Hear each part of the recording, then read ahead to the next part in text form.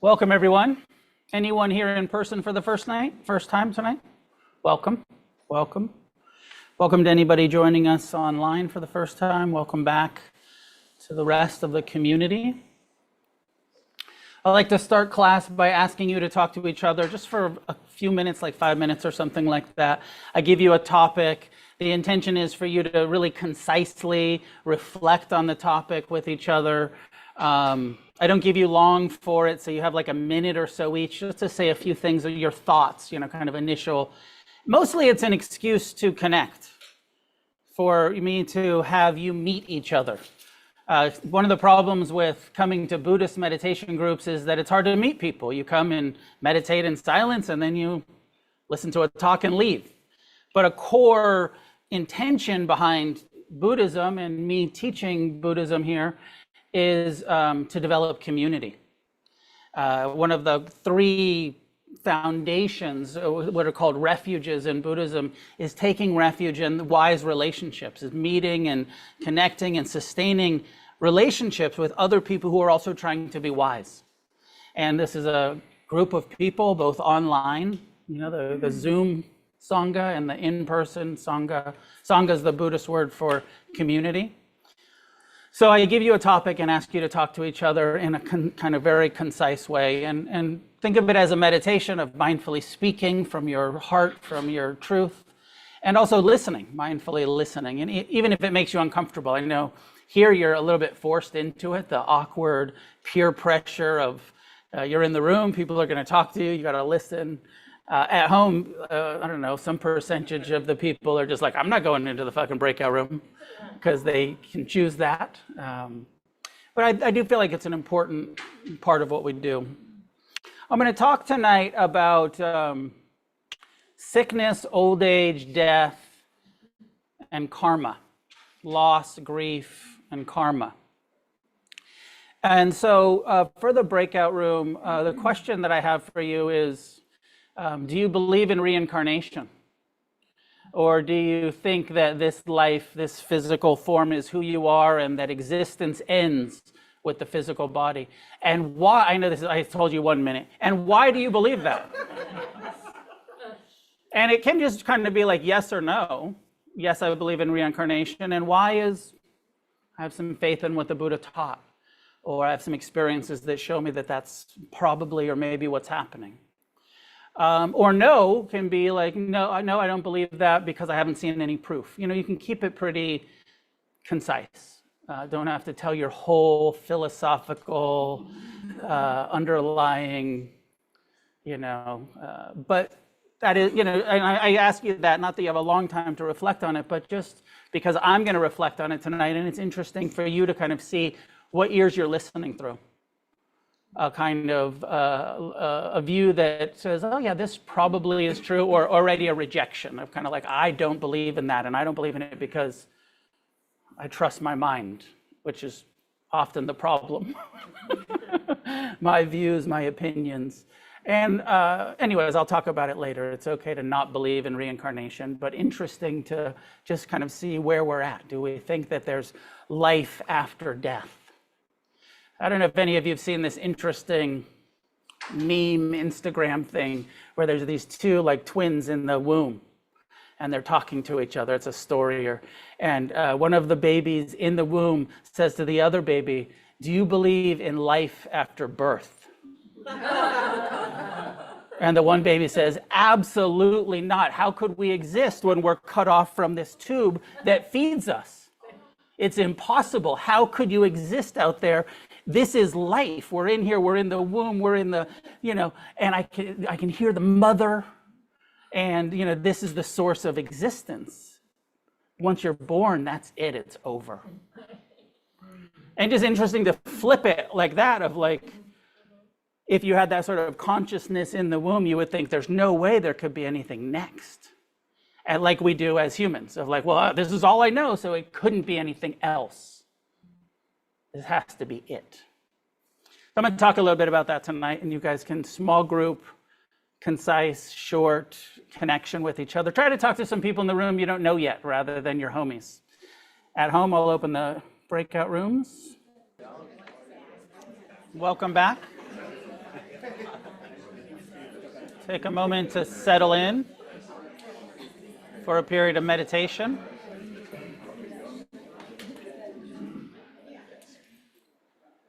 Find a way to sit that's relaxed, sustainable. Adjust your posture, and then assume the relative stillness of sitting meditation by allowing your eyes to be closed.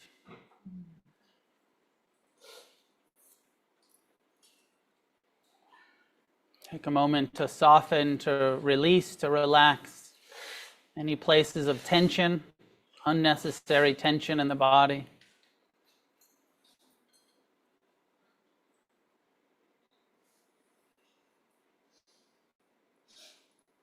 Make any adjustments necessary.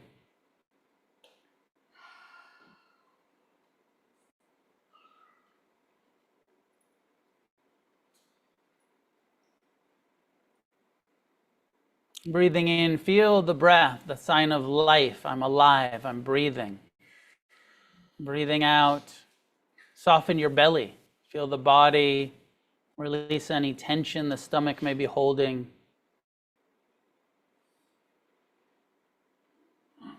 Imagine your skeleton sitting here, the bones covered in flesh and skin, the organs.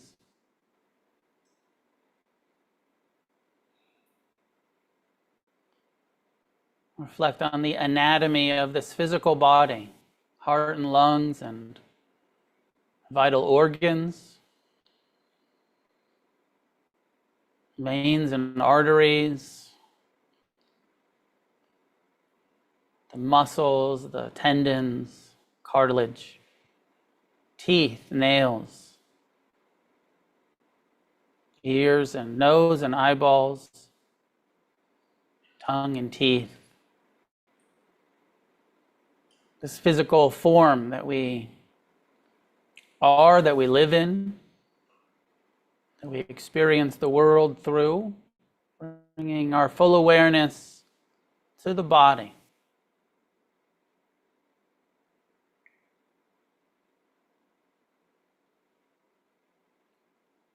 Mindfulness is the practice of attuning,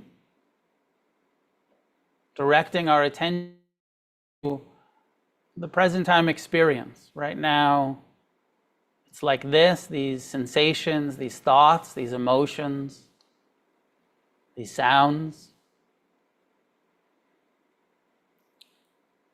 By definition, mindfulness is non-judgmental, present time, not judging what's happening, just observing, receiving, feeling what's happening without adding a good or bad, without adding a judgment.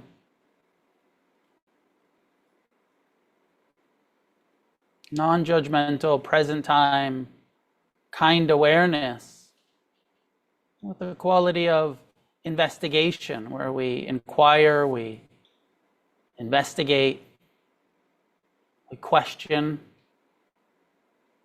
What's happening right now? What am I feeling? Is the breath coming in? How does that feel? Is the breath going out? How does that feel? Non-judgmental, present time, investigative awareness that works best if we are kind, if we're friendly, if we're patient, if we bring a positive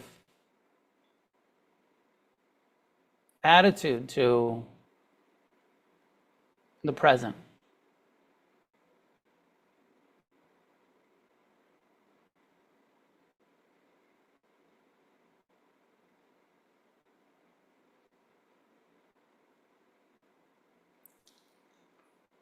As I told you, later we're going to reflect on death, but right now reflect on life. How do you know that you're alive?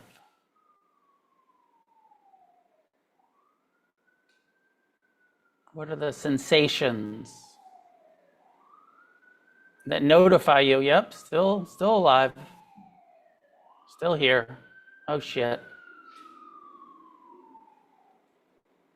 Still hearing and smelling and tasting and feeling, still thinking, still breathing.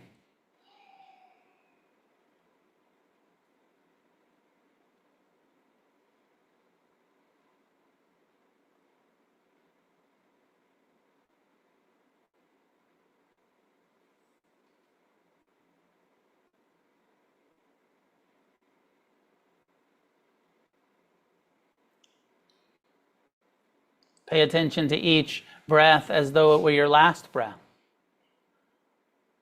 with appreciation, with full attention.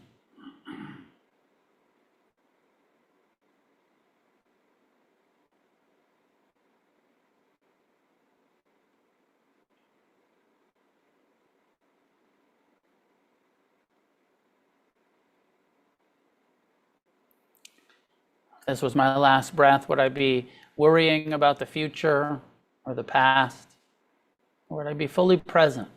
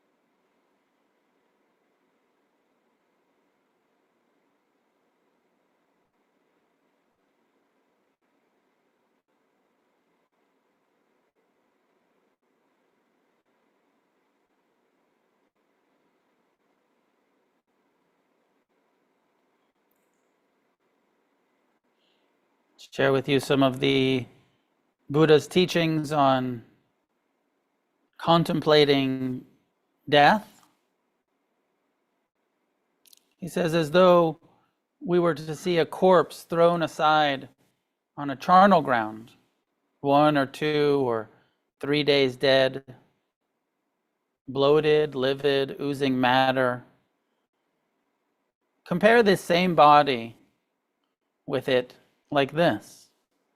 Say to yourself, this body too is of the same nature. It will be like that and is not exempt from that fate. Imagining a corpse and then feeling the life in your body, breathing. But reflecting, saying to yourself, I'm not exempt. This living body will eventually be not living, will be decaying.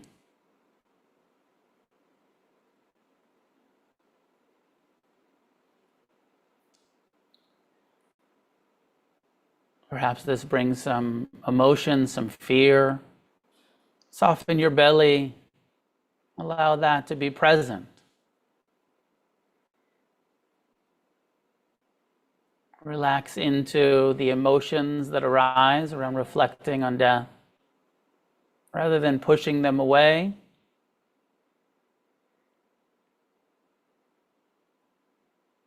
learning to be with it.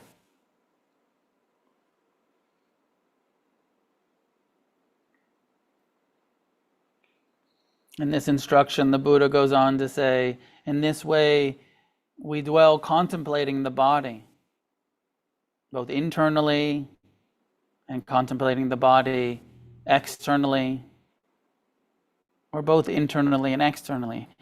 Contemplating the body and its nature of arising. Contemplating the body and its nature of vanishing. So reflecting on impermanence in the body,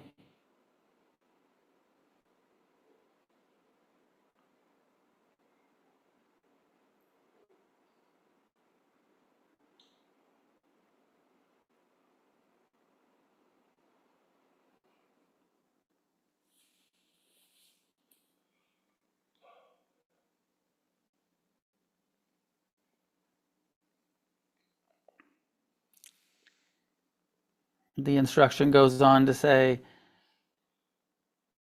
imagine that you see a corpse thrown aside on the ground, being devoured by crows, being devoured by vultures, by hawks, by dogs, by jackals, being devoured by various kinds of worms. Kind of a graphic description of what happens to the body if it were just laid out in nature.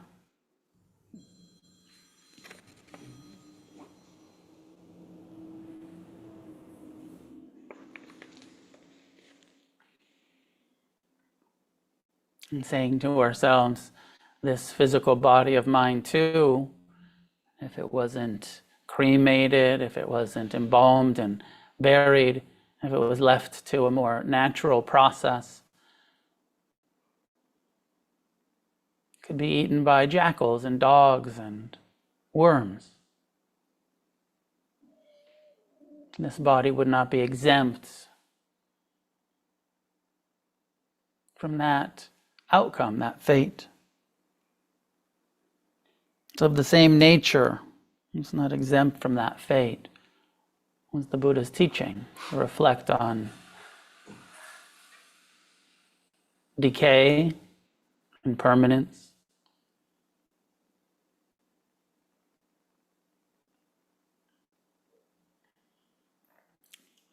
help us break some of our clinging, some of our identification with the body, awareness of death, of loss, of decay, as a natural process.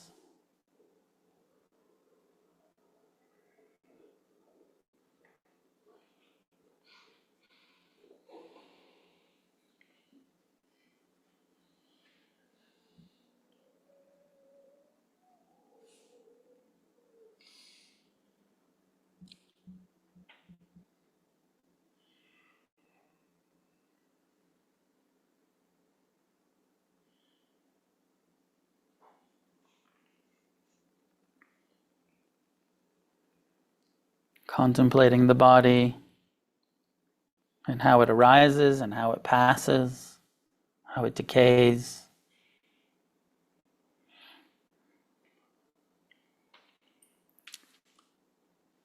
The next stage of this contemplation is to imagine a skeleton with flesh and blood held together by sinews, laid out with the elements of water, of earth, of air absent, just bones. No more skin, no more muscle.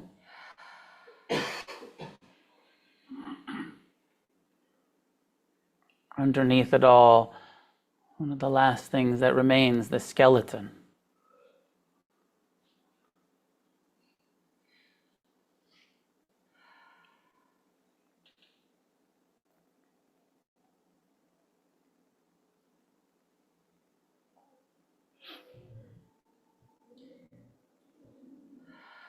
And reflecting on how if that skeleton, this body, were left out long enough, rather than being a connected skeleton, he goes on to say, disconnected bones, not held together, scattered in all directions.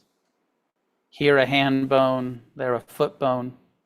Here a shin bone, there a thigh bone. Here a hip bone, there a back bone. Here a rib, there a chest bone. Here an arm bone, a shoulder bone. A neck bone, a jaw bone, a tooth, and a skull.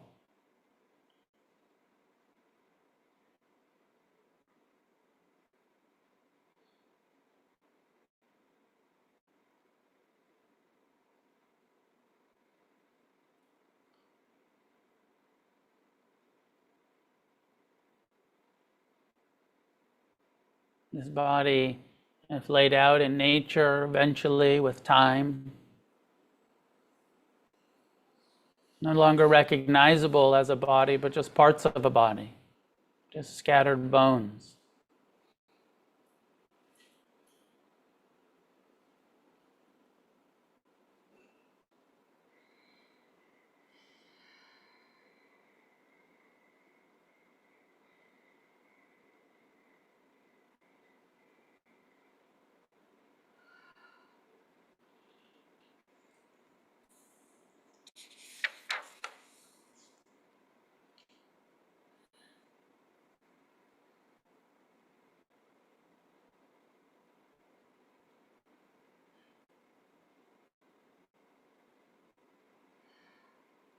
The last part of this reflection is, imagine seeing a corpse thrown on a charnel ground, bones bleached white, the color of shells, bones heaped up, more than a year old,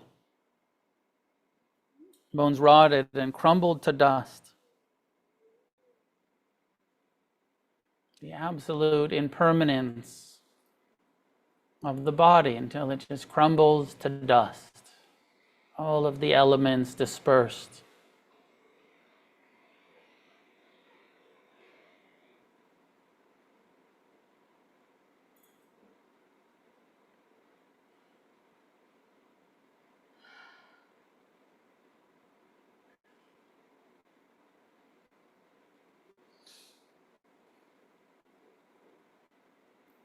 As you feel your breath coming in, your heart beating, the signs of being very much alive right now, knowing that this lifetime is temporary, that this body is temporary.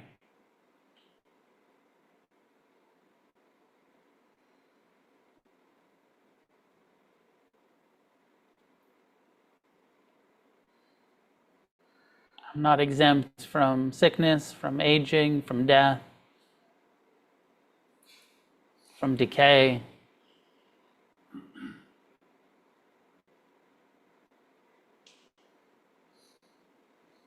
Till the bones crumble to dust and the wind comes and blows it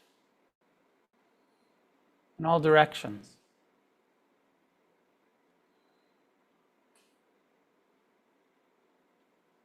Nothing left to cling to as I or me or mine.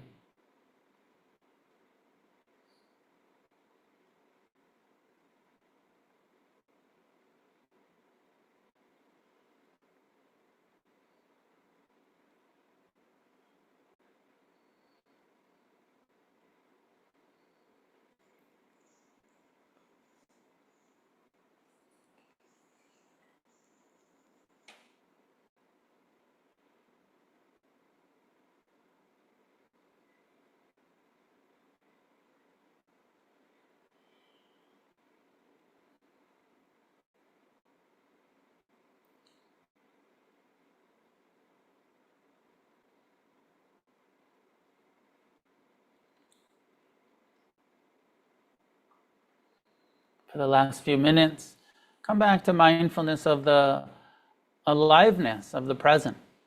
Feel the sensations of your posture, sitting upright.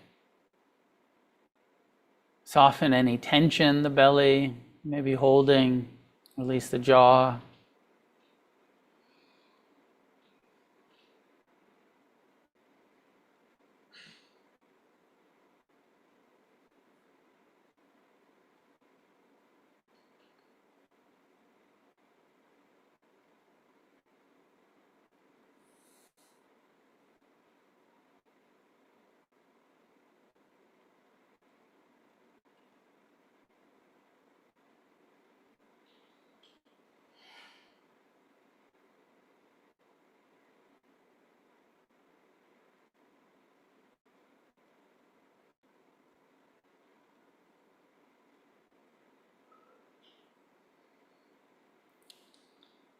In the teachings on loving kindness, the Buddha encourages the reflection, the training of the heart and mind with the simple phrase, may I be at ease.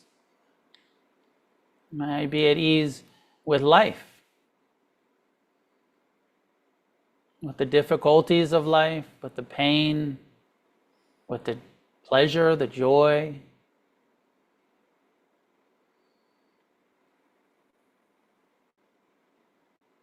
May I be at ease with death, with the impermanent nature of all things.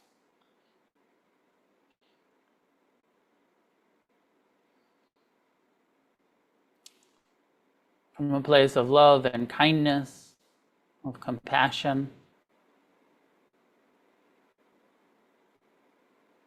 May I learn to be at ease with the reality of existence, not the fantasy, not the cravings, but the reality of existence.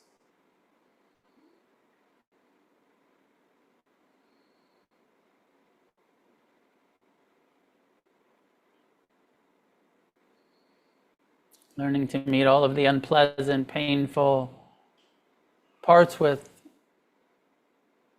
an open-hearted, compassionate care.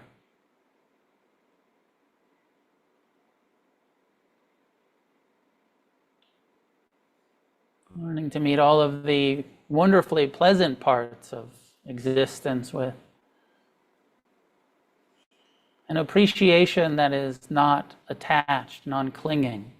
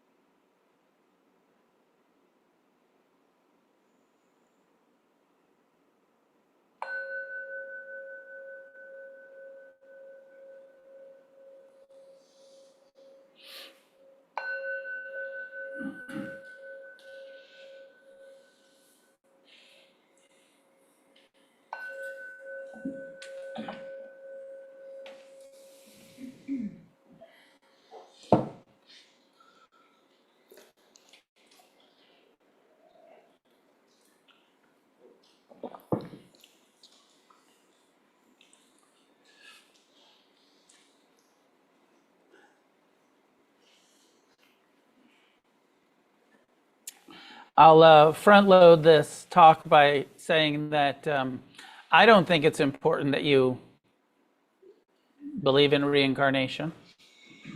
Some of you do, and it makes sense to you, and that's a perspective that resonates, and for whatever reasons. Some of you don't. That's okay. I'm a big fan of kind of, especially in the beginning, and but of take what you like and leave the rest. Of what parts of Buddhist teachings resonate and feel helpful. Utilize those. And don't worry about, how sometimes the mind really wants to look for, what I don't agree with, and then focus on that. I encourage you to kind of just like set it, the stuff that you don't agree with, set aside, look for the stuff that you do agree with, that does resonate, that does seem helpful. That having been said, I believe that the Buddha taught rebirth, taught reincarnation, taught that there was a process going on here beyond this one physical life. And it's a pretty integral part of the Buddha's teachings. Now, we can deeply benefit from the Four Noble Truths and the Eightfold Path and the mindfulness teachings and forgiveness practices and all of the emotional intelligence that comes from Buddhist meditation without believing in rebirth. But the Buddha believed in it and taught it, and it's really integral in a lot of teachings, like the one I'm going to give tonight. Which is the 5 daily remembrances. And it is connected with sickness, aging, death, loss, and karma. And karma, death and karma, the last part of this teaching is the only thing that we own is our karma. Everything else is temporary. You're separated from all of your belongings, all of your loved ones, all of your accomplishments. At death, you're separated from all of that. The body dies, there goes all your shit. There goes all your toys, there goes all your relationships. You don't get to take those with you, but the Buddha's teaching was the thing that you do take with you, that you own, is your karma. Karma as in actions, how we have behaved, how we have intentionally responded to life is something that we are, is something that we own. Our karma is not, doesn't end at the end of the body, as the Buddha's teaching. The body ends. The karma does not end just because you die. The karma continues. And from a traditional Buddhist perspective, it continues into a next form of existence. Now, it's interesting to think about if you do believe in reincarnation, the palm readers down the street, they'll tell you about your past lives. And this very, I think a little bit new age kind of perspective of like, it's always a human past life. From the Buddhist perspective, the human realm is only one of 6 possible realms, and that within those possible realms, there are dozens of other kind of levels. Like, for instance, there's a heaven realm in Buddhist cosmology, and there's 27 levels of Buddhist heavens that you could take rebirth in. So rebirth doesn't necessarily mean you're getting a physical human body again from a Buddhist perspective. It could be that you're going to get a human body again as far as next time.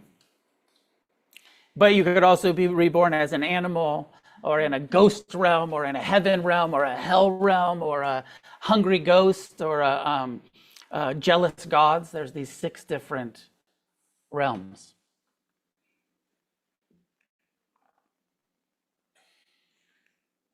So it's not the kind of perspective of like, for sure you're going to be human next time around. or for sure last time you were human. If this is what's happening, it's a bit more, I don't know, a little bit esoteric, a little bit. One of the reasons why I don't talk about it a lot is because it doesn't seem that practical to how we end suffering in this lifetime. To me, it doesn't matter that much whether reincarnation is true or not. What really matters is, how are we living our lives? How are we showing up here and now? For some people, belief in kind of next lives and past lives maybe helps them be a better person in this lifetime. And so if that helps you, if you're afraid of a bad rebirth and that helps you be less of an asshole, great. If you're afraid of like creating negative karma because you don't want to have a bad rebirth, cool. Whatever helps you not create negative karma for yourself. I feel like for a lot of us, that's not the case. Or if you really want a good rebirth next time, if you really believe in, you're like, if I'm really kind and generous and loving and kind, and then next time I'll get a really good birth. And that motivates you to be good and kind and generous, great. Probably not the case for most of us. But it is the case for some people in traditional cultures when you're raised with this and you're kind of given the fear of rebirth. Like probably most of you got fear of hell. In Buddhist cultures, it's a little bit more. You'll get a bad rebirth. Sometimes in Thailand, there's a lot of homeless dogs. And then a lot of the homeless dogs will end up kind of going to the monasteries because maybe they'll be fed at the monasteries. And then the philosophy is like, yeah, those were bad monks in past lives. And the bad monks that get a rebirth as a dog find their way right back to the monastery. They're drawn right back to the Buddhist, monastery. Who knows? I would consider myself agnostic about it for the most part, but I land a little bit more towards belief than a sort of rejection of it. And I'll tell you why. And it's easy to I think it's wise to set it aside a little bit, because part of the promise of Buddhism is you can directly experience this for yourself. You can experience the benefits. There's not a lot of faith asked for. It's a experiential path. Practice mindfulness, you will experience the truth of impermanence. You will see the impersonal nature of the human mind. Directly, your own awareness, you'll experience it. Death is one of those things where it's like, oh wait, I don't remember. So it's not something I'm experiencing, right? It gets philosophical, it gets theoretical. Here's why I think it's probably true. The Buddha wasn't wrong about the rest of these teachings.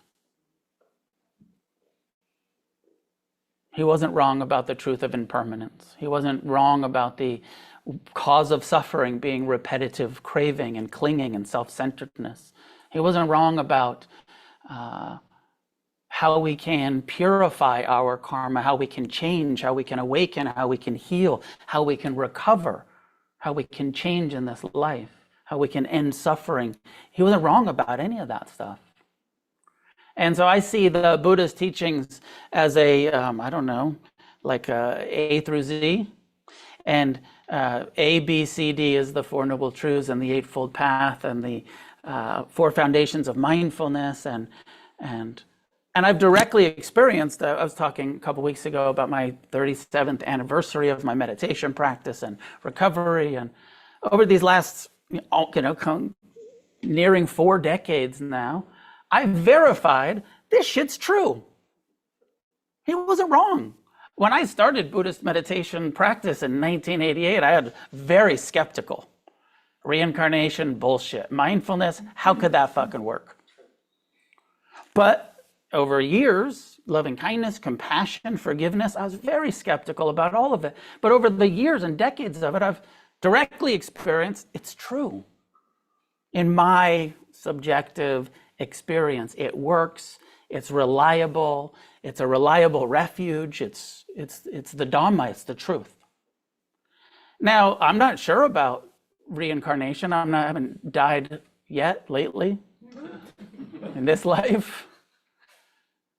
But because he wasn't wrong about everything else, it does lend some confidence, some faith, some desire to believe that that's probably also true, because the rest of this is true in my direct experience. So it just leads me to a bit more confidence in it. You get to find your own way with it. So one of the things the Buddha encouraged was to reflect every day. These are called daily reflections. In order to end our suffering. How much do you suffer about aging, about sickness, about death, about loss? These first four reflections. He says, in order to not suffer so much about death and about aging, about sickness and illness and disease and injury and body stuff, say to yourself every day, normalize it. He could have said,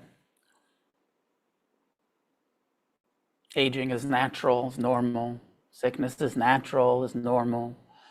Death is natural, is normal. The way that he phrased it was to reflect something like, I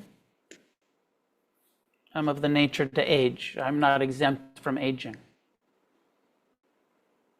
And the I, those of you who know about the teachings of not self, of anatta, it's a little bit strange that there's the first person here, but it's sort of the relative first person, not the ultimate, not the body is who you are, but temporarily it is. I am this, I'm in this body, I'm of this body, I'm experiencing the world through this body. And this body that I am for now is subject to sickness, injury, disease. It's not exempt from that. And so that when we do get sick, when we do get a disease, when we do get injured, we're not so like caught off guard by like, oh, how could this happen to me? How could I get sick? How could I get injured? How could I? Of course, I'm not exempt from that. That's what this body experiences in this life. Sickness, injury. And the aging piece.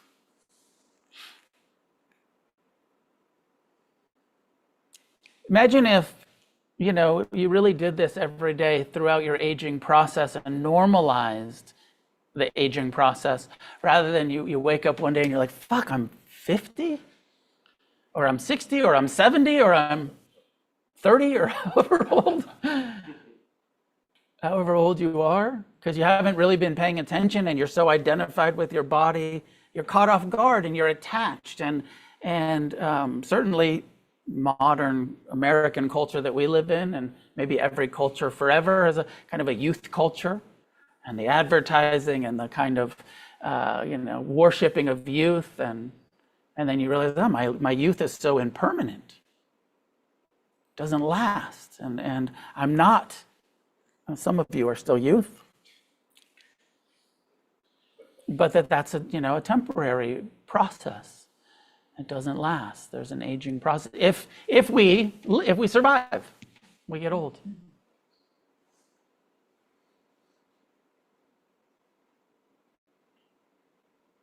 Normalizing it so that we can navigate it with acceptance, with kindness, with compassion, with acceptance, rather than rejection, and aging gracefully.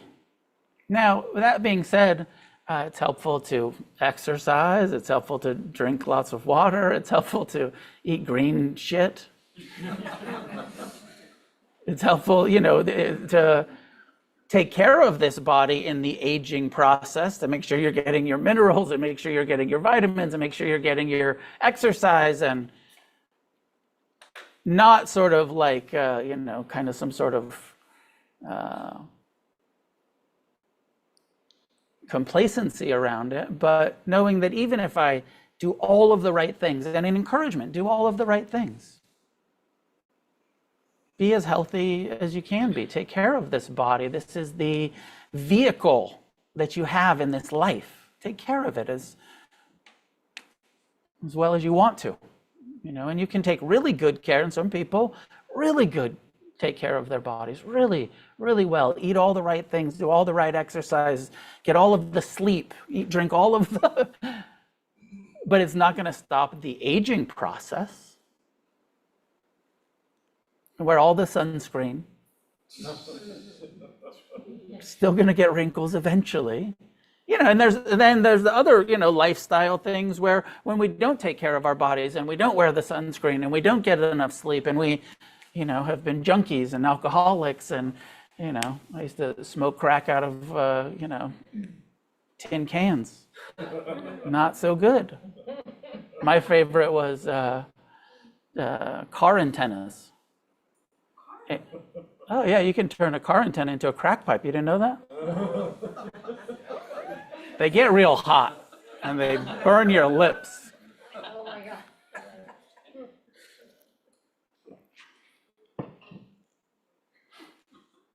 But when you're a teenage crackhead, you do what you got to do. So we can go, if we don't take care of our bodies, then we can make, sickness, make ourselves more, liable to become sick. And we can fast forward the aging process, really, kind of.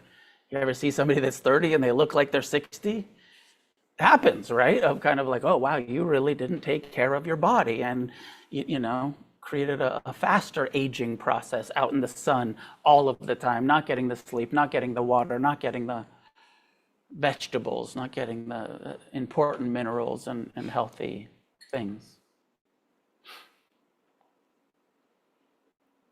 But that aging is inevitable. And again, reflecting to ourselves, I'm not exempt from this. It's just what's happening here. And that part of the conditioning that we maybe take on that says it's not okay, that it's not beautiful, it's not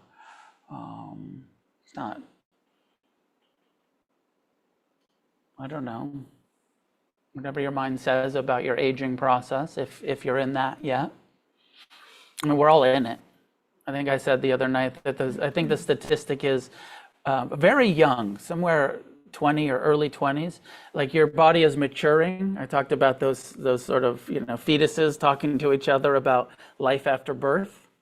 And it's like, then we're, born into this world. And for the first, couple decades, you're growing. And then it's like within around 20, I think, somewhere young there, the rest of your life, you're decaying. Even in your early 20s, when you think, I'm still young and sexy and growing up emotionally, mature, still growing up.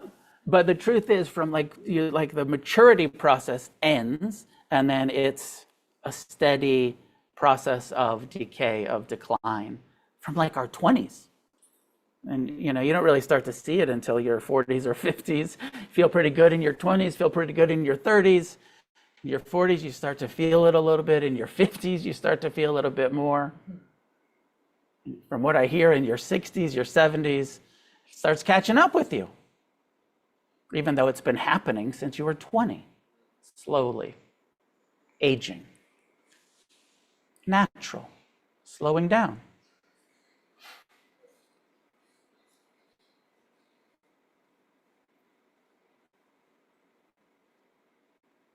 Sickness, aging, and that death, and this reflection, this meditation on the charnel grounds, the corpse, normalizing death is what happens to the body. Impermanence is what is true. The body's very much alive, breathing, heart beating, and at some point, for whatever reasons, an illness or an accident or a natural kind of aging, death happens.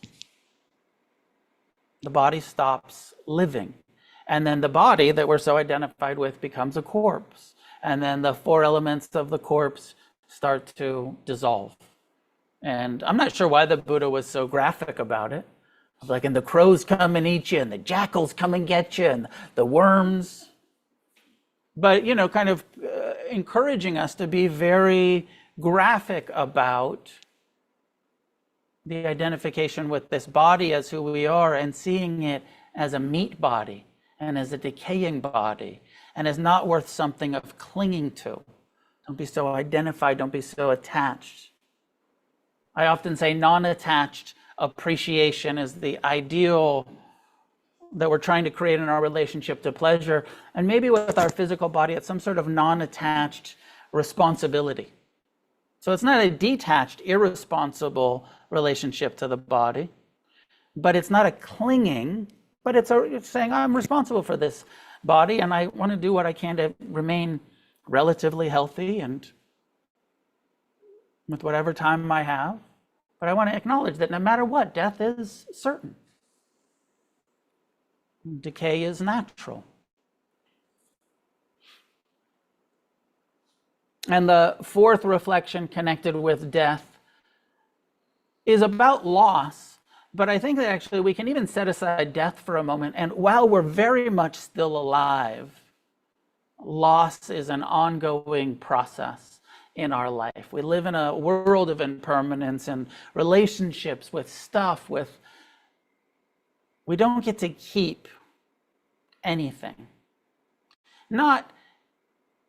Maybe we get to keep some stuff, but even the stuff you have any stuff that you've had for a long time? You got any of your stuff from elementary school, or maybe your stuff, your kids' stuff? Maybe you have some of your ancestor stuff, your grandparents' things, or it's still there, but it's not the same. It has changed. It is, it's tarnished. It's frayed. It's a changing. Even those things that we keep, they're not the same as they were when they were new. So loss and permanence.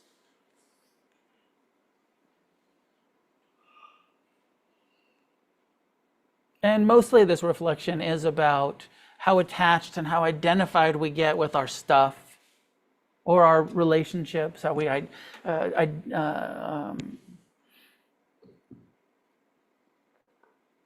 see ourselves through, kind of be identified with who we are in our relationships, and acknowledging the impermanence, and that at death, we don't get to take our children with us. We don't get to take our friends with us. We're separated from everything that we love, everything that we hold dear. We don't get to take any of it. We don't get to keep it. And I think that maybe saying that can feel sad, and maybe sadness is appropriate. You don't have to be so enlightened that you're just so completely non-attached that you don't have maybe some feelings of sadness is okay. Some grief. Grief seems like a healthy and natural process. When you lose a loved one, sad. People die, it's sad. Even though it's nature, it's natural. And I feel like, my own opinion is that there is a healthy grief and there's a neurotic grief. There is a healthy sadness that comes along with loss. And then there is that rejection of impermanence. It shouldn't be like this. People shouldn't die. Things shouldn't end, where you create all of these levels of suffering on top of it, rather than the normalizing of of course they die and it's fucking sad. And I miss them. Without saying, and it shouldn't be like this. Natural, of course it's like this. It does, to me, feel a bit easier, when people have lived a long life and the elderly, the grandparents or whoever die, and then you're kind of like, yeah, of course they were old and they died, and, that's the way it goes. That's natural. It's harder when young people die. Then you can kind of get that feeling of wait, that seemed like they died before their time. They didn't get to have a long life. Seems more tragic when young people die. Or middle age, young is all relative. Definition of young keeps getting 60, that's fucking young. It used to be anybody over 25 is the enemy. Now it's like, oh, you're only 60, like we're about the same age.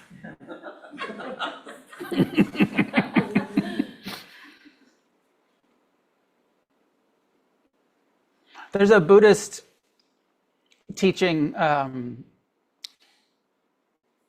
about levels of enlightenment that say, if you practice deeply the wisdom and the compassion, the insights that you have, on the first level of these insights, of these enlightenments, that you will only have 7 births left. It's called stream entry. And that when you have these insights into not self, not being identified with the personality view, and you break your attachment to the rites and the rituals of Buddhism and the Dharma, and you have no doubt about, you kind of have direct knowing, confidence, in the Dharma, the Buddha's teachings. And then you only have 7 incarnations left. And then the next level is you have one incarnate. You're called a once returner. Now, sometimes when people die young, I know I'm skeptical of my own view here because it's comforting to me. But there's a teaching that says you could get so close to enlightenment that you would just have to come back one time and burn off whatever karma you had left. Like you'd almost burned off your karma, but you didn't get quite there. So you got to go back. But you don't have to go back for a long time. So maybe when I heard these teachings and I was reflecting on people dying young, I thought, oh, wouldn't that be beautiful if the people that died young were these once returners? And that they didn't need a long life. That long lives are for slow learners. Long life isn't a blessing. Long life is like, you didn't fucking get the teaching. Short life is, you got the teaching. You don't need to stick around here and suffer. And I am skeptical. I like if that was true, but I'm skeptical of it because it feels comforting to me, and anything comforting feels like bullshit. Especially when it's coming in a spiritual package of like, oh, you're just trying to fucking comfort us. Skeptical.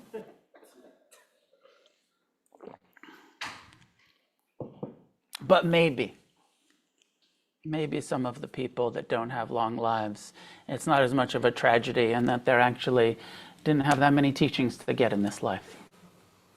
And they came for a short time rather than a long time.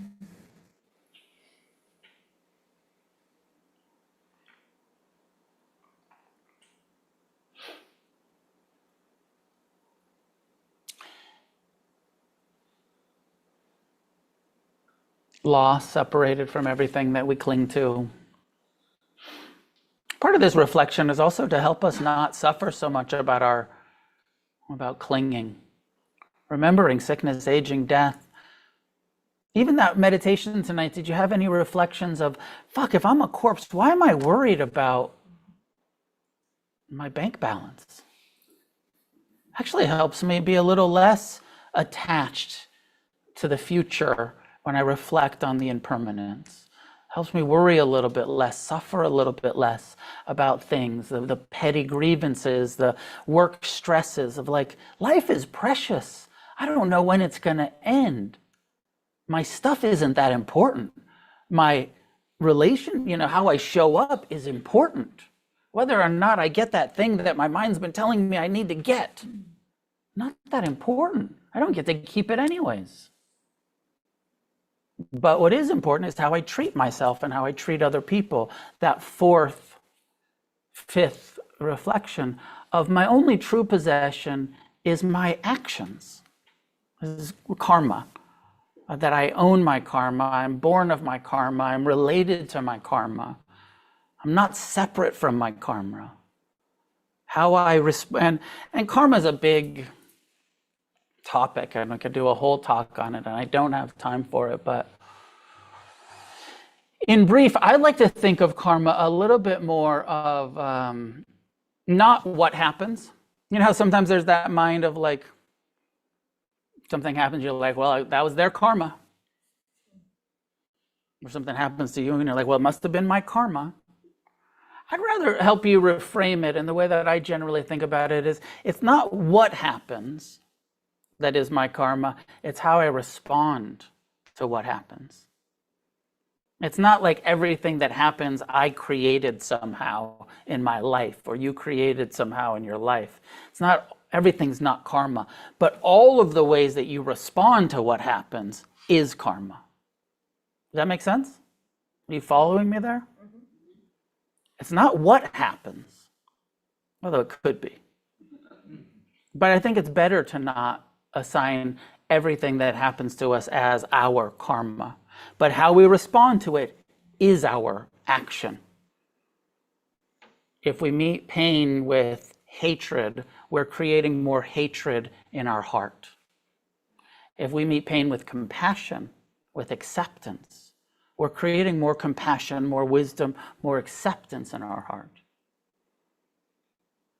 That's the karma, the response. Not the pain isn't your fault. How you respond is our ability to responsibility. We have the ability to learn to respond wisely to the difficulties in life. If we don't respond wisely, we will perpetuate a relationship of aversion to pain and craving for pleasure and self-centered fear.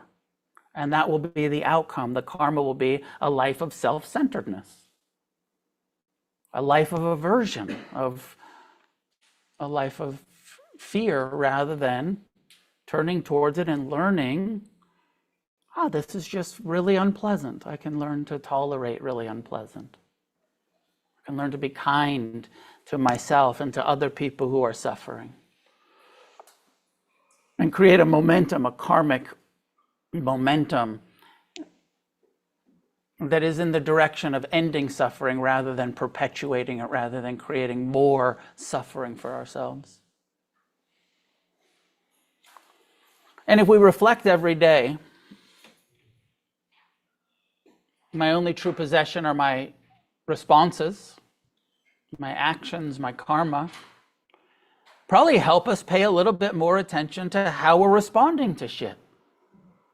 How, rather than when just going completely unconscious and living our life of like, actually I'm fully owning how total personal responsibility for how I show up in all of this, not blaming the world, not blaming others, taking full responsibility. How am I responding? What's my karma in this response? So empowering from that perspective to say, because, the Buddha's very lofty promise, you can end all of the suffering in your life in this lifetime. I talked about reincarnation, but the core of the Buddha's teaching is you don't have to reincarnate. The teaching is if you don't end clinging and aversion and self-centeredness, you will reincarnate. But if you don't want to do that, in this lifetime it's possible if you pay close attention to your responses, your karma. You can end craving, aversion, and self-centeredness. You can get free. This is the definition of nirvana. This is the Buddha's teaching in this lifetime. Not a better rebirth, the end of rebirth, the deathless is possible. This is the core of the teaching.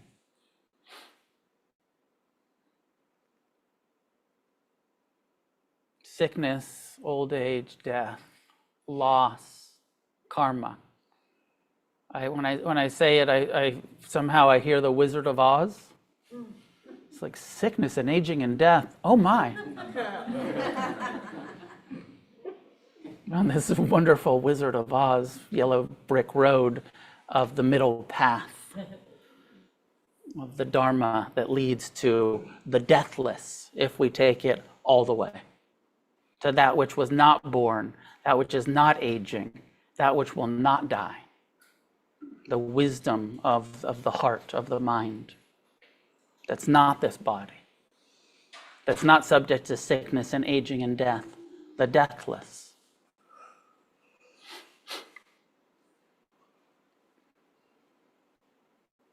Those are my thoughts. We have a few minutes for questions, comments, clarifications. Please, Naz. What does karma say, or Buddhism say, in regards to, within spirituality, they'll say you chose your parents and the people and the loved ones that are in your life. Maybe they weren't your mom and dad, but they were a brother, or they were your lover, or like whatever, but you incarnate and you still keep them. How does that play within the Buddhist world and karma world? I was looking at something the other day from my teacher about that. Can you repeat the question? Yeah. The question was, what does the Buddhism say about this perspective that like we choose our parents, or that like the people that are close to us, we have sort of connections from past lives with, something like that. And it's, I don't know if this completely addresses it or not, but a part of it is like, it's kind of like, is everything personal? Like, especially like our families, is that our karma, is that personal? So Ajahn Amaro, one of my favorite teachers, says, personal actions only play a relatively small part. The very fact that you have a human body, that you happen to be alive, means that you are subject at times to sickness and death, or to great good fortune, which might have absolutely nothing to do with personal actions of yours whatsoever. Because you happen to be alive, because you happen to have a body, accidents may happen to you. So this isn't completely her question, but this is an important perspective. It's not all as personal as we take it, of like everything that happens is my karma. You happen to be alive, you happen to have a body, you happen to be in America at this time.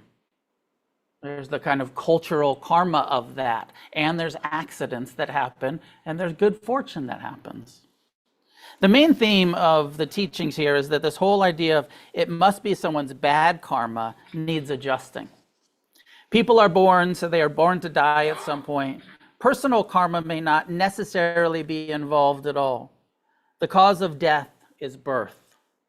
Death is going to happen to all of us in some way or other. Everyone is going to die. That's how it is. That's the natural order. One day our bodies are going to die in some way, shape, or form, somewhere or other. The Buddha's way of speaking about this is very practical and direct. Karma is the action of an individual based on intention, which comes from the result of wisdom. In this example, let me jump ahead. He said it's a weird folk belief that everything that happens must be due to someone's individual karma.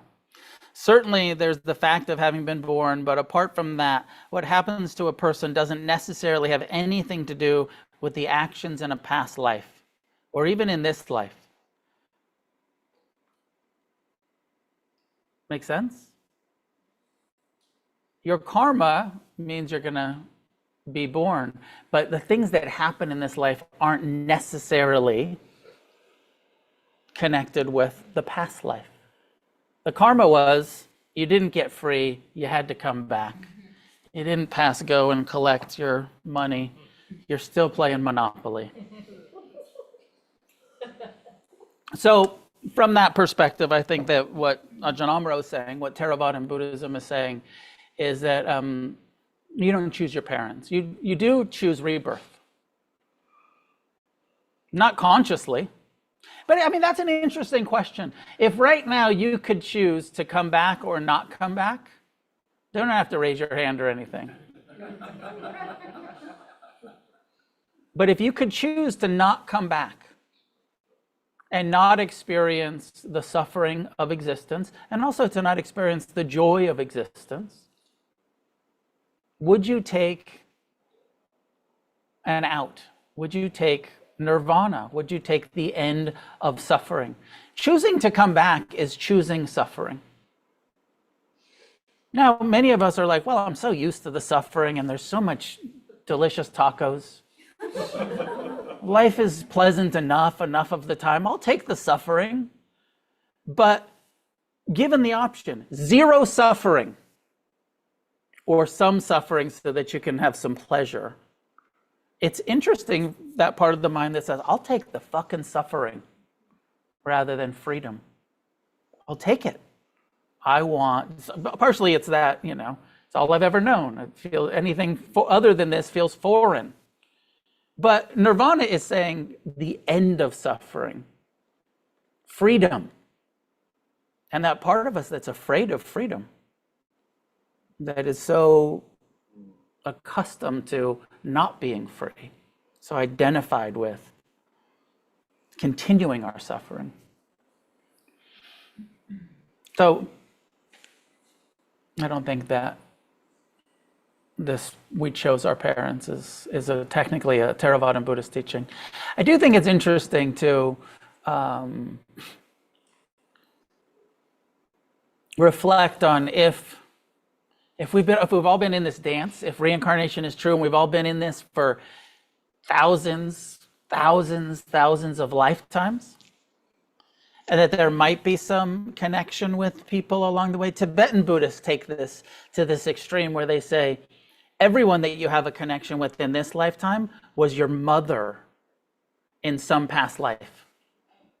Everyone that you have strong feelings towards. So like Trump was your mom. And you used to breastfeed from Donnie's titties. And your strong feelings towards him in this lifetime, positive or negative, are connected to a past life. You like that image of Donnie's titties? Stop! And it's just like, whoa, what if that were true?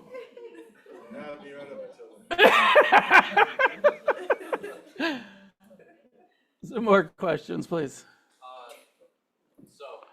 I'm not gonna lie.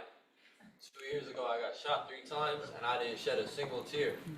You made me start crying, bro. You talking about how 60 is young, bro. I'm 16. I got 13 days.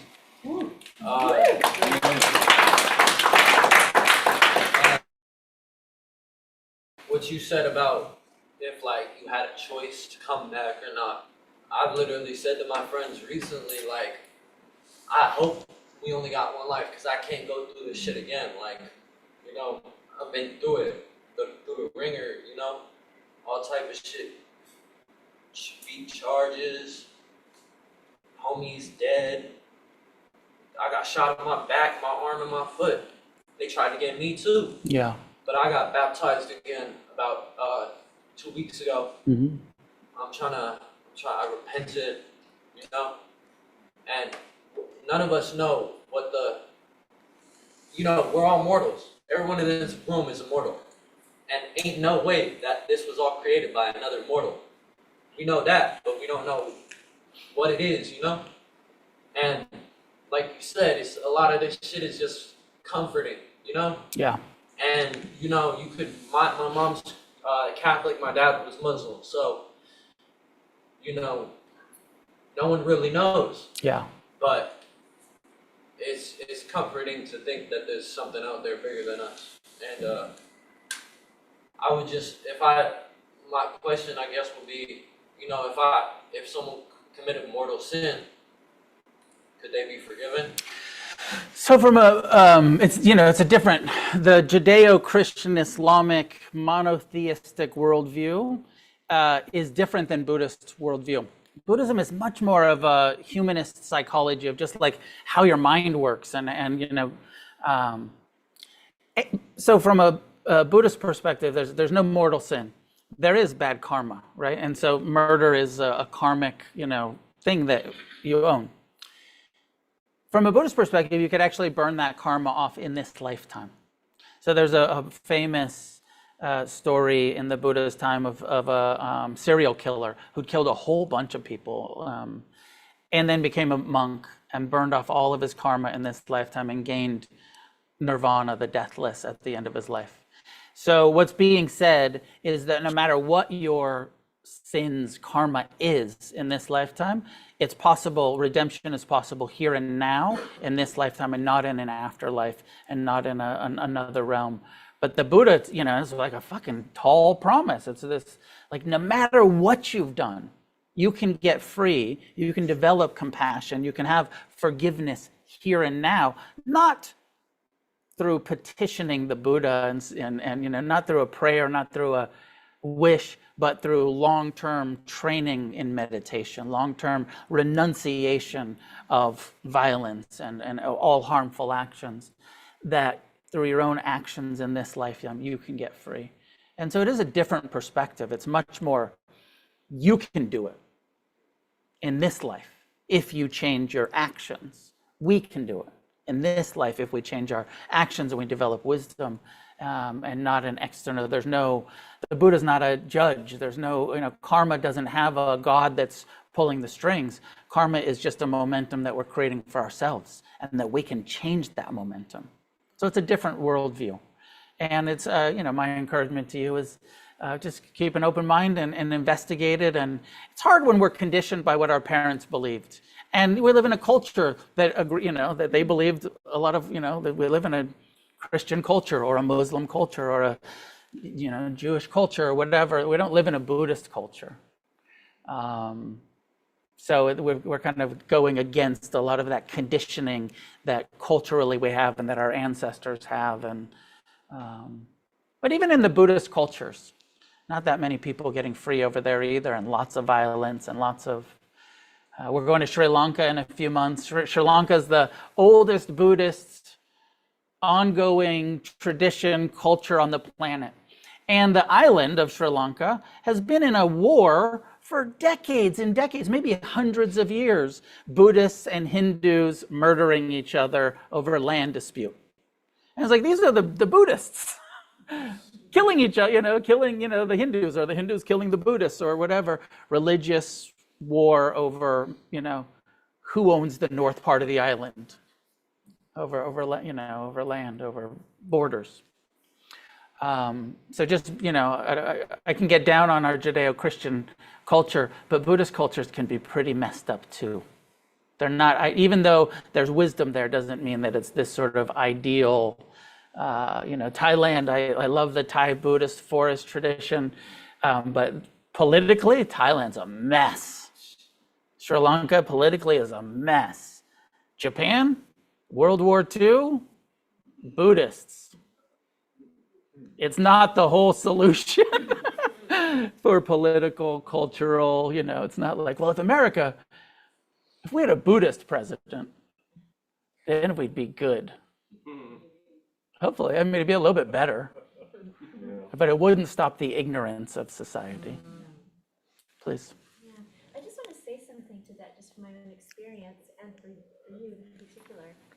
I think it was on a retreat, a Buddhist retreat, maybe in Santa Cruz with Karina Sakar, but I met a man who's a Vietnamese priest, Catholic priest, and Buddhist. Yeah, both are possible. And I was like, wow, that's amazing. But I was told that, I don't know this based on my own experience, but I was told that it's very common to be Catholic and Buddhist. There's a few people that have read And Jewish, yeah. They have written interesting books about the connections between Buddha and Christ.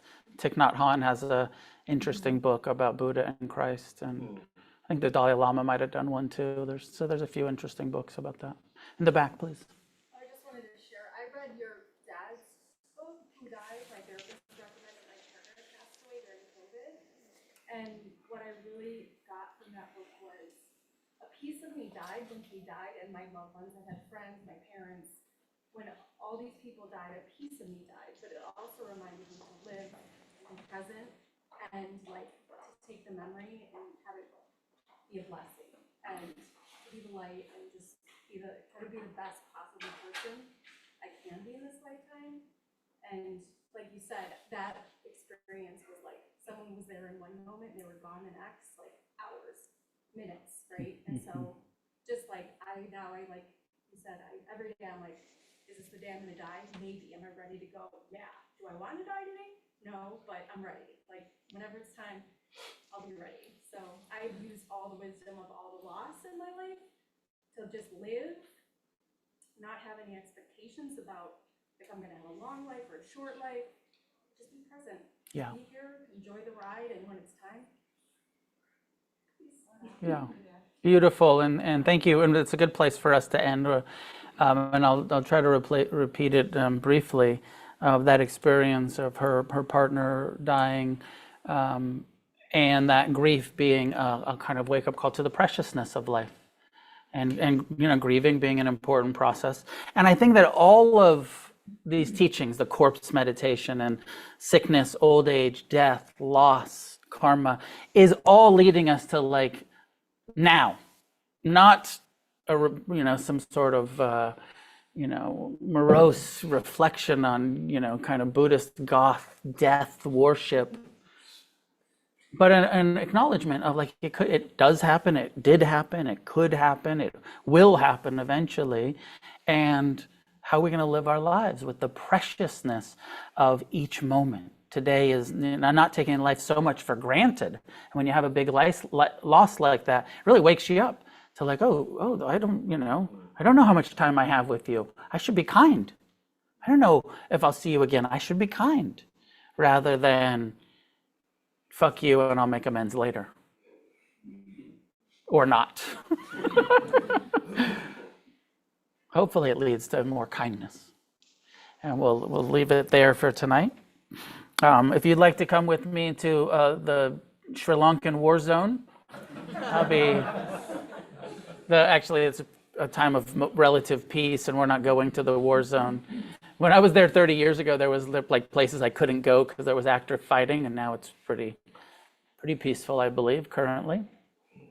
Occasional car bombs, I don't know, but. We're going to Sri Lanka November 10th through 24th, a 14-day, a 2-week trip that I'm leading through Against the Stream. There's about 5 spots left. If you're planning to come, register soon, because those 5 spots will sell out. November's coming soon, right around the corner. Class is done by donation. Against the Stream is a 501c3 nonprofit organization. All of the donations are tax deductible. Please be generous. It's very intentional that I don't charge for this class so that nobody's turned away, that everybody's welcome. But as you know, we're here in California, we're in Venice.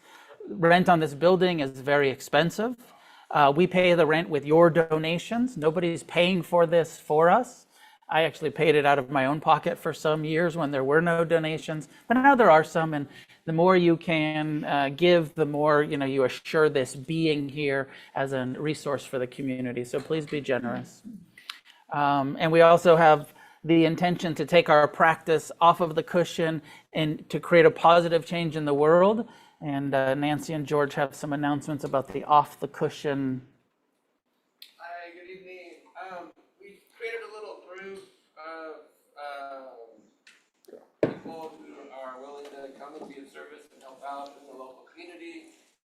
Last week we donated a few hundred pairs of socks to Safe Place for Youth, which is a local nonprofit for getting youth off the streets. They were very appreciative. Thank you everyone who donated to that. This month we have a monthly in-person meeting that's going to be Wednesday the 24th in this room at 8 o'clock if you want to come and get involved. The following Sunday, the 27th, we're going to be making sandwiches. We'll meet here at 8 in the morning making peanut butter jelly sandwiches and cookies and water and going down to the boardwalk and distributing that. Last year we handed out over 100 sandwiches in about a half an hour. There's a lot of need for that. Help out. We've teamed up with the Westside Food Bank, and Nancy can tell us more about that. Exciting things going on. Yeah, one thing, this box here, we believe if you can take a look, it's kind of that time of year to be looking at your pantries and all those canned foods and boxes of things and other things that they're really in need for. If you go to Costco, take a look at that list, maybe, buy some stripping and put it in this. The Westside Food Bank provides food to 60 social service agencies in the area. So these are our neighbors. So this is ongoing. But also we created it's kind of a special volunteer experience for Against the Stream. And we've got a sign-up sheet, and we're gonna have flyers next week. I have a fact sheet if you're interested, and a listing of all the social service agencies from the Boys and Girls Club to St. Joseph's. So you might have a personal connection to those organizations. But anyway, the special volunteer day, it's just from 11 to 1, 2 hours, Saturday, October 25th, and it's gonna be at the Westside Food Bank on 14th Street in Santa Monica. Again, it's kind of a family affair if you want to bring the kids, there's activities for children, so it's kind of cool in that regard. But real quick, this isn't just what you might consider the guy on the corner with the sign. These are families with children, the unemployed, the underemployed, seniors on fixed incomes, survivors of domestic violence, people experiencing homelessness, individuals with disabilities, chronic illness, and veterans. And lastly, people think, well, isn't there SNAP, the food stamp program? And the federal government is kind of making lots of cuts, and a lot of families, are falling through the cracks, basically. So there's a lot of needs, not to mention the people that were displaced by the fires. So anyway, if you want to come out, it's going to be fun. I've been to these before, and we make it a difference. Please sign up if you can make it. We need at least 20 people. We've got a few sign-ups. The sheet will be back on top of the bookshelf back here. So if you want to get involved or have other ideas how to help the local community, come talk to me. I'll add you to our WhatsApp group. Thank you. Thanks, George. Thanks, Nancy. Thank you, everybody. Good to see everyone. Thanks, Michelle, for stepping into the door, the co-host. Jeff and Emily, who have done the Zoom co-hosting for me online for the last 5 years, have retired. They're not here tonight for us to praise them, and they will be coming, but they're taking the night off. But I wanted to kind of partially dedicate the merit to them for all of their service. But as we gather the merit in our hearts and offer it outward in all directions, shared with all living beings, especially Jeff and Emily Kamosi and all other beings in existence, may each of us awaken in this life, get as free as possible, and together may we create a positive change on this planet.